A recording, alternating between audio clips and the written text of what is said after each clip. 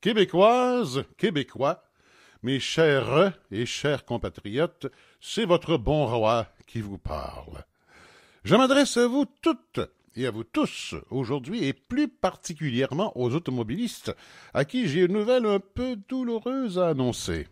En effet, les policiers qui veillent sur vous, l'entretien des ponts, des tunnels, des aqueducs et des routes, les caméras et autres systèmes que l'on installe le long des voies de circulation pour assurer votre sécurité, sans compter les lampadaires ou les panneaux de signalisation, tout ceci coûte de plus en plus cher.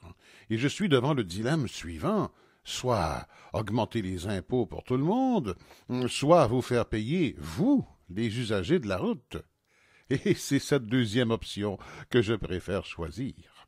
Décision difficile, mais courageuse. Décision d'équité et de bon sens.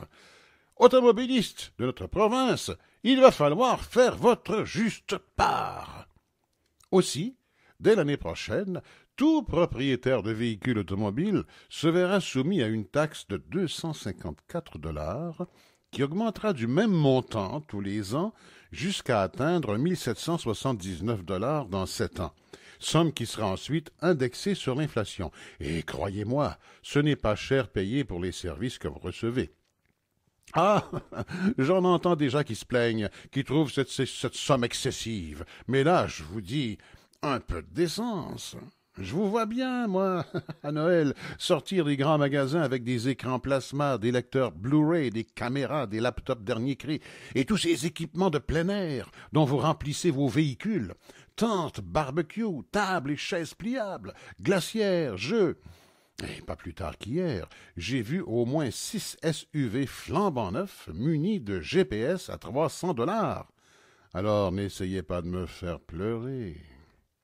C'est faire preuve d'égoïsme de considérer que vous ne devez pas mettre la main à la poche pour financer un système routier dont vous profitez largement, aussi bien pour vos loisirs que pour aller au travail. Ah, mais j'en entends d'autres qui se posent des questions, qui veulent savoir pourquoi ils paieraient une taxe supplémentaire alors qu'ils paient déjà des impôts assez considérables sur l'essence, sans compter les impôts sur le revenu. Et ceux-là, je dois avouer que nous avons déjà tout dépensé leur argent.